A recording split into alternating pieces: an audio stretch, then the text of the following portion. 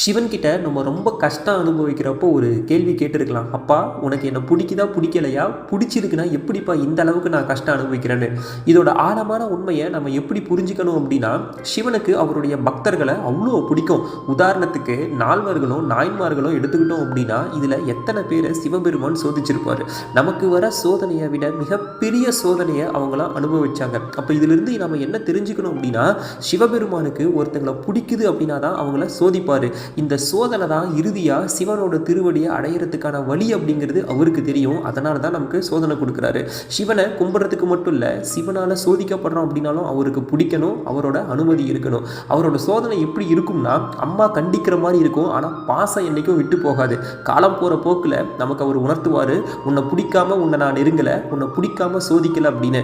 நாம் போடுற கணக்கெல்லாம் ஒன்றுமே இல்லை, சிவனுக்கு தெரியும். அவர் வழியில் நாம் போனோம் அப்படின்னாவே நமக்கான அழகான பாதையை காட்டுவார். சிவாய நமः.